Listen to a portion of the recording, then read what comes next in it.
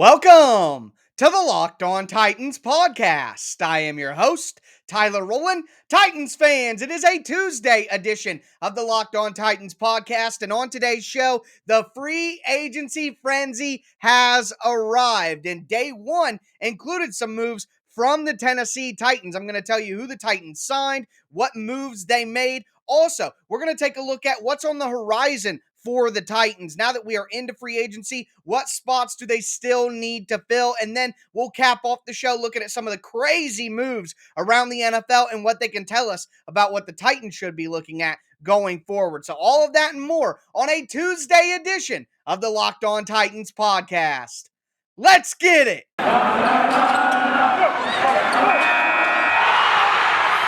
are Locked On Titans, your daily Tennessee Titans podcast. Part of the Locked On Podcast Network, your team every day.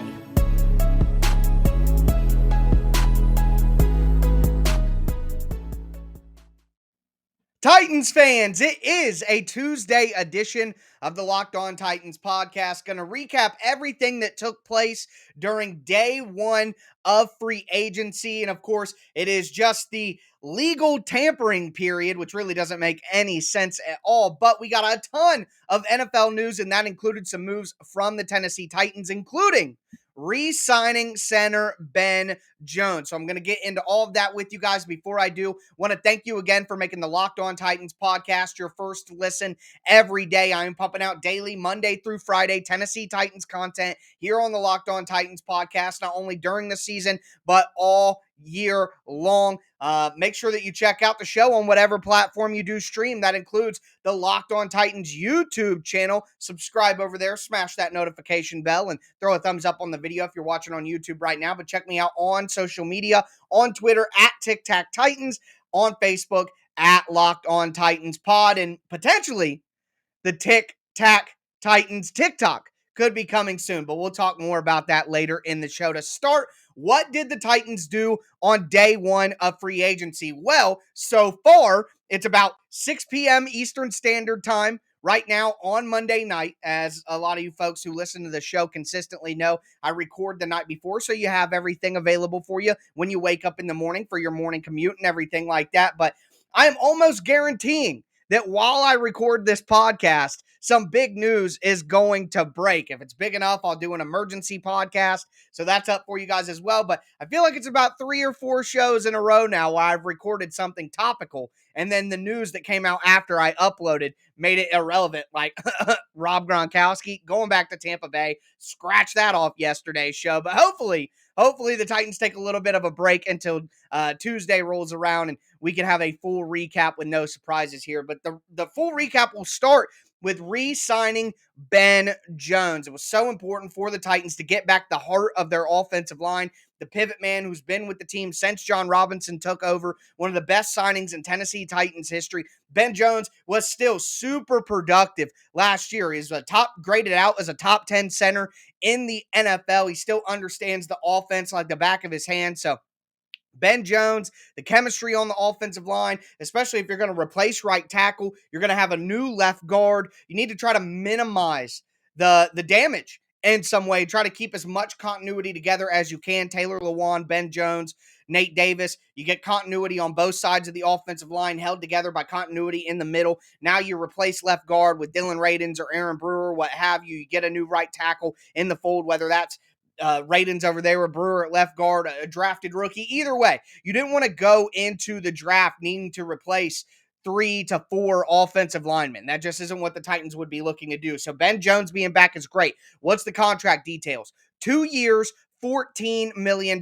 Now, as I've been saying throughout the offseason, my expectation is that the bonus money is set up so that Ben Jones's cap hit in 2022 is only about $5 million, which would still help the Titans have some maneuverability. But when you look at some of the other contracts that got signed on Monday for centers and interior offensive linemen, we saw Ryan Jensen get $13 million average per year. We saw Alex Kappa get $10 million per year. We saw Brian Allen get $8 million a year to go back to the Rams. We saw Laken Tomlinson get about $13 million a year as well. So when you look at all the price tags that I just mentioned, all of them came in average value per season at higher than Ben Jones. So getting Ben Jones on a 2-year, $14 million deal, about $7 million per year, with probably a $5 to $4 million cap hit in year one, just an absolute steal. Probably one of the best values that took place on the entire market all day on Monday. I mean, unbelievable to see what some of the interior offensive linemen were getting, and to see Ben Jones come in at right at $7 million. No way around it. That is a very, very team friendly deal. But that wasn't the only moves that the Titans made on the day. They brought back tight end Geoff Swaim on a 1-year deal. Now, in 2021, Geoff Swaim made about $2.4 million. I don't think it's going to be that high this time. He didn't deserve a pay raise or a pay bump. He deserved a decrease, quite frankly, and he's going to have a decrease in role this year as well. The Titans can't go into next year with Geoff Swaim as their tight end one. But what they can do is they can go into next year with Geoff Swaim as their tight end 3. Get a tight end 1 in free agency. Draft a tight end in the mid rounds of the draft. And that is your new 3 tight end set, with Swaim being a tight end 3. Or you could look at him as that secondary blocking tight end, which I think fits his role much, much better than what he was asked to do last year. Swaim looked like a disappointment when you look at it from the sense of, oh, that's your tight end 1. But if you put him back in the role that he should be in, which is a backup tight end, Swaim could be perfectly fine. So I like that the Titans brought him back on a 1-year cheap deal, probably $2 million or less.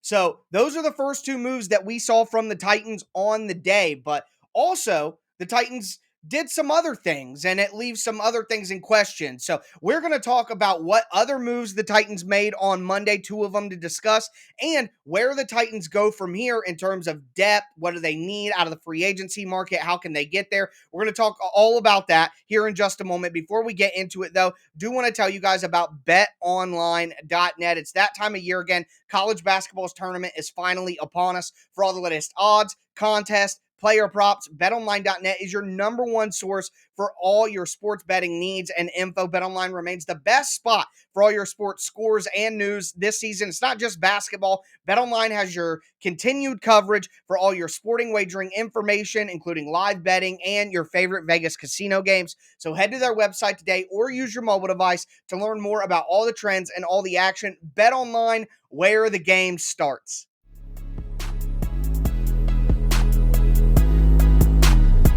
Titans fans, let's continue this Tuesday edition of the Locked On Titans podcast, breaking down all of the relevant information you need to know from Monday's opening free agency frenzy. I'm going to keep it 10 times 10 with you guys right now. I have my phone right here with me, and I'm going full Adam Schefter, full Wojnarowski. I am making sure that I don't miss anything that pops up during this episode. If we have breaking news while I'm recording, I'm going to make sure I get to it. If it comes in after, well, dang it. You know, that's all I can say about that. So want to make sure I get the show up for you guys. Want to make sure I have as much information as I can. But if you ever see me glance over, I'm just trying to make sure I don't miss any pertinent information like this that just scrolled through. Houston has declined Indianapolis's attempt to speak with Deshaun Watson. Houston is comfortable trading Watson, just not in the AFC South. Yes! Thank you, Houston. Let's go. You absolutely do not trade that man within division. Not happening. Don't give him to Indianapolis. Don't do that. Good job, Houston. Great job. Might be the only time I said that all season. But good job, Houston. That's what we like to hear. But moving forward, what are the other moves that the Titans made? They brought back Ben Jones. They brought back Geoff Swaim. They also added a free agent from a different team. That's right, a real free agent signing. And it was, drumroll please, it's a big one.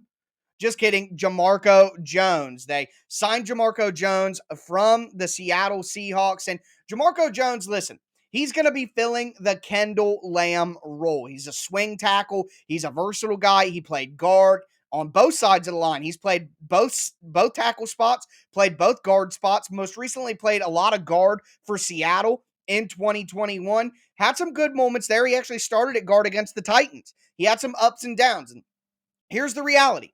Jamarco Jones, like I said, a versatile guy who can play all along the offensive line, got some good athleticism to him as well, but injuries. Injuries are the big issue. Jamarco Jones played 15 games in 2019, but only 11 games in 2020 and only 10 games in 2021. So he is a guy who has shown flashes, but has dealt with injury concerns. And like I said, it's kind of like the new Kendall Lamb. The deal is only 2 years, $5.75 million with $3.15 million up front in 2022. So that means that's going to be bonus money, the $3 million, which is going to be spread out over the 2 years of the contract. So that's about 1.75, 1.7, maybe even a little less, $1.6 million in bonus money. His salary will probably be about $1 million, I would imagine. So you're looking at paying about, $2 million in cap hit this year and then non-guaranteed money next year other than just his bonus. So the Titans will probably be able to get off of him with only about, a little over $1 million in dead money next year. So it's basically the new Kendall Lamb. It's just exactly what the Titans did with Kendall Lamb. He's going to be that swing tackle. He can compete to start at right tackle. He can also provide depth on the interior of the offensive line. Like I said, had a lot of time playing guard as well. Heck, who knows? Maybe the Titans view Dylan Radins as the starting right tackle, and they view Jamarco Jones as the starting left guard. I don't know. That could be the case, but here's the way that I see it. The Titans need to have 8 guys on the offensive line for the 53-man roster. That's typically what you'll see. You have your 5 starters, and then you have 3 backups. Well, if the Titans have Taylor Lewan, Ben Jones, and Nate Davis, they have 3 of their 5 starters right there. And then they have Dylan Radins, Aaron Brewer, and Jamarco Jones. Well, that's 6 guys right there. So that's 6 of your 8 guys. So, you draft a guy, whether that be, we'll know a lot about how they view Radins and how they view Jamarco Jones based on how they draft. If they draft a pure offensive tackle in the draft, well, then we know that they view Radins or Jones as a guard. We know that because they're not going to have 3 different offensive tackles, all, your second round pick from last year, a decent draft pick in this year's draft, and then add Jamarco Jones. It's just not going to be the case. So there are going to be 2 open spots, and we'll learn a lot by what they do there with those open spots. But this is the depth guy on the offensive line, the swing tackle, the backup guy, the new Kendall Lamb. And I think Jamarco Jones is a solid pickup at that point. You're going for depth. So as long as you don't break the bank, you have a guy who has reasonable NFL experience, who can fit in your system and play multiple spots. I think it's a very prudent move. So Jamarco Jones added to the Tennessee Titans on day 1 of free agency to go along with bringing back Ben Jones and Geoff Swaim. The other bit of news isn't a cut, it isn't a signing, but it's still important nonetheless. And the Titans decided not to tender restricted free agent David Quessenberry. A lot of people get on Quessenberry's case, but here's the reality. Quessenberry graded out as a top 10 run blocking offensive tackle last year. He's a great run blocker. He's just awful in pass protection. He gave up a league high 11 sacks at right tackle. The Titans just simply can't have him be their starter. Now, reports are that the Titans would be open to bringing Quessenberry back as a backup for less money than $2.5 million. Basically, he was a restricted free agent. The Titans would have had to put a kind of a hold on him, like, hey, $2.5 million is what his price tag is if we tender him. The Titans don't want to pay $2.5 million for David Quessenberry, as they shouldn't. So if they bring him back for $1.75 million to be that 7th offensive lineman, and then they draft an interior offensive lineman in the mid rounds or high in the draft, now you have an 8-man group that's really solid, that I actually really like. So Quessenberry not tendered. So the Titans are letting him go as a free agent into the market, but there's still a possibility the Titans will bring him back, but it has to be in a decreased role. It's similar to how I feel about Geoff Swaim. David Quessenberry shouldn't have been the starter for the Titans last year. He should have been their swing tackle, their depth guy all along. And then how would we have viewed him from that perspective? It would have been entirely different. Just like with Geoff Swaim. He should have never been the Titans' number 1 tight end. That's not his fault. How would we have viewed Geoff Swaim if he wasn't put in that role? Probably how we viewed Geoff Swaim after 2020. Dang, this guy's a really nice depth tight end. But you put him in a role that he's not made for, and all of a sudden he looks bad, and fans are crapping on him. And That's how I feel about Quessenberry, too. He's not a bad player. He's an NFL player, a guy who can give you tremendous depth, can be really good for you, but he's not a starter. And if you put him in that spot and he fails, it's not his fault.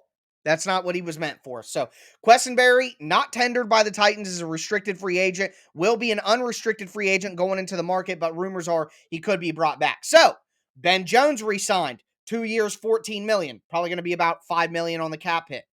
Geoff Swaim brought back for about 1 year, $2 million or a little bit less, waiting on the exact details there.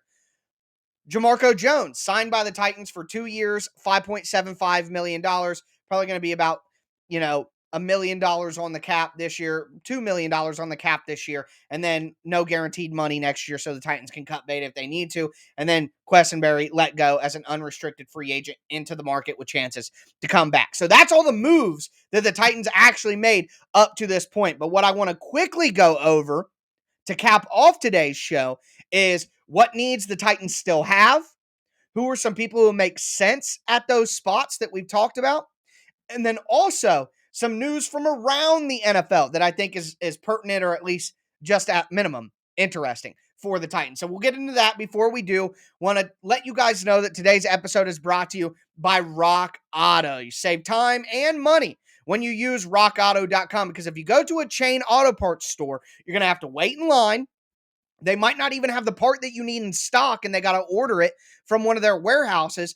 And you may pay 30%, 50%, 100% more than the guy next to you buying the same exact part because of what job you had. I didn't know that there were price tiers at auto parts stores based on whether you're a professional mechanic or a do-it-yourselfer. Now that I do know, I'm going to forever cut out the middleman and go directly to rockauto.com, a family business that's been serving do-it-yourselfers for over 20 years. So you go to rockauto.com right now, see all the parts available for your car or truck, and when you place your order, make sure you write "Locked On" in the "How did you hear about us" box so they know that we sent you. Amazing selection, reliably low prices, all of the parts your car will ever need. rockauto.com.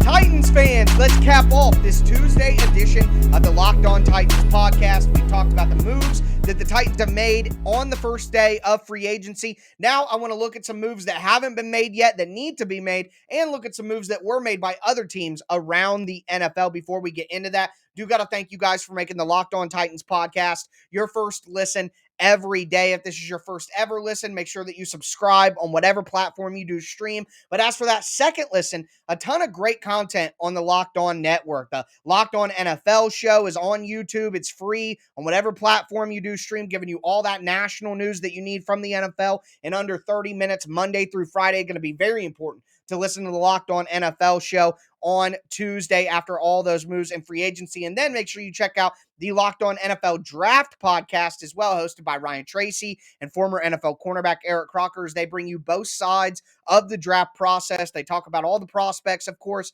but also dive into the front office line of thinking. So check out the Locked On NFL podcast and the Locked On NFL Draft podcast on whatever platform that you do stream. And that includes, of course, YouTube as well. But diving in here.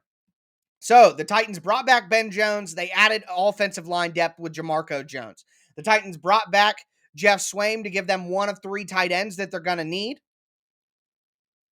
Outside of that, still need some more offensive line depth. Now, I would imagine the majority of that is going to be coming in the draft now, but they might sign another veteran guy for cheap like Quessenberry or David Kelly or Dennis Kelly. So David Quessenberry or Dennis Kelly, make that your 7th guy, and then draft a rookie. I think that would be a great 8-man group on the offensive line. I'd feel good about that going forward. Tight end 1 is still a need here, okay?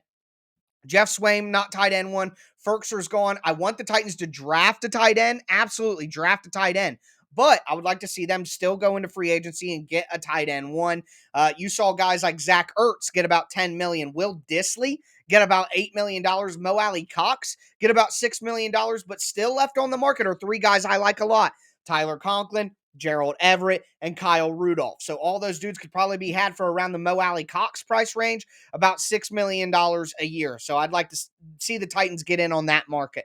Also, still need depth on the defense. Especially, I would like to see a veteran cornerback brought in. AJ Bouye was cut by the Carolina Panthers on Monday. So AJ Bouye, who has history in Houston, with history with Anthony Midget, I think that would be a great fit to add a veteran. And look, you're not looking to have AJ Bouye be your starting outside corner. The writing's on the wall. Caleb Farley needs to be the Titans starting outside corner this year. But as a depth piece, as a fourth cornerback, as a fifth cornerback with a little bit of experience and wisdom in the locker room when you're going against guys who are all on their rookie contract, like Caleb Farley, Christian Fulton, Elijah Molden, Chris Jackson, they need a veteran in the room. And if Jackrabbit Jenkins gets cut, then I think that AJ Bouye would be a great fit. And then finally, of course, wide receiver. And man, did we see some crazy stuff in the wide receiver market on Monday. We'll talk about that in just a second. But Jarvis Landry was cut on Monday. He could be an option. I've continued to bang the table for Juju Smith-Schuster. I think he'd be a perfect fit. And coincidentally, the Titans have the best betting odds to sign Juju Smith-Schuster if he doesn't go back to Pittsburgh. The Titans are the front runner right now if he doesn't return to Pittsburgh. So that's very encouraging. And like I said, I'm going to start the TikTok Titans TikTok account if, in fact, Juju Smith-Schuster is signed by the Titans. So be on the lookout for that. Will Fuller is another guy who who I think makes a lot of sense for the Titans at wide receiver. That connection to Tim Kelly on offense in Houston, I think could make a lot of sense. And the Titans do need speed. So while there's risk involved with all three of those guys I just mentioned, I think they all are good fits for the Titans. So that's where the Titans are at right now. That's what needs I still see remaining. Maybe some backup running back could be floated in there, but we'll see how that goes. But as for the NFL at large, whoa.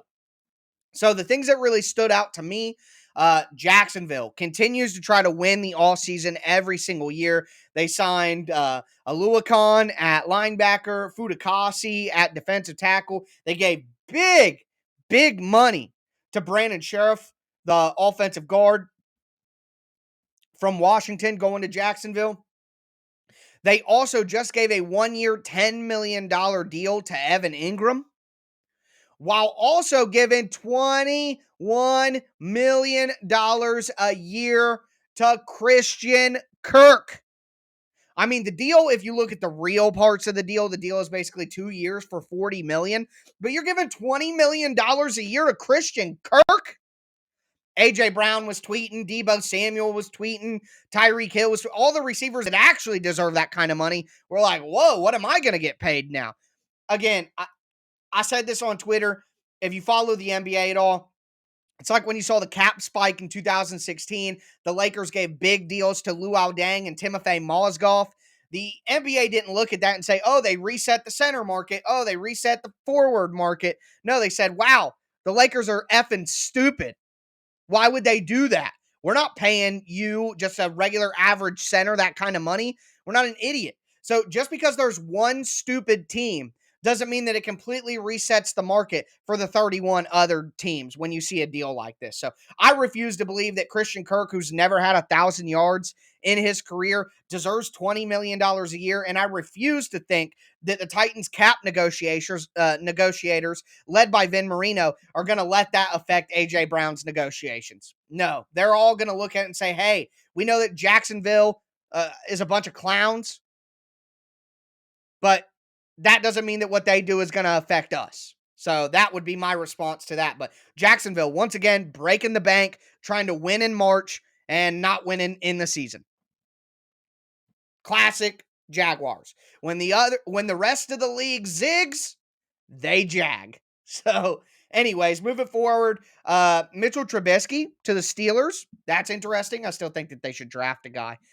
Roger Saffold did sign a deal with the Bills. Some people are calling it 2 years. Some people are calling it 1 year. Saffold, via text message to Josina Anderson, basically said the second year is a formality. It's really 1 year.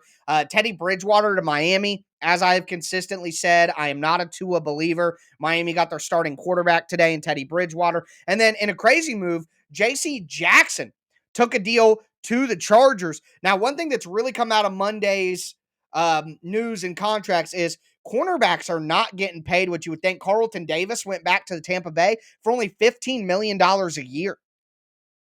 Just pretty insane to me to see that. So that leads me to my final point here.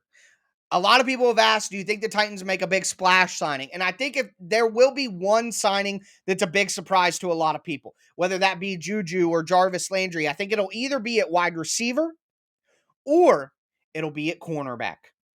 I don't know why, but I just have this weird feeling that the Titans are going to look at like Stephon Gilmore and try to make a play for him. I don't know why, but I just get those vibes. So that'll probably be the deal that freaking happens after I upload this to YouTube around 7 p.m. Eastern Standard Time. But either way, that's going to do it for me today, folks. No breaking news happened while I was recording the show. If we do get something that is very, very newsworthy for the Titans, I'll come on, do a little 10-minute emergency reaction podcast and throw that in the feed as well. But either way, a crazy start to free agency. Remember, all of these deals are just agreed upon. They haven't signed any deals yet. That doesn't happen until Wednesday, but just wanted to make sure I gave that caveat in there at the end of the show. But that's going to do it for me today, folks. As always, I am your host, Tyler Rowland, and this was Locked On Titans.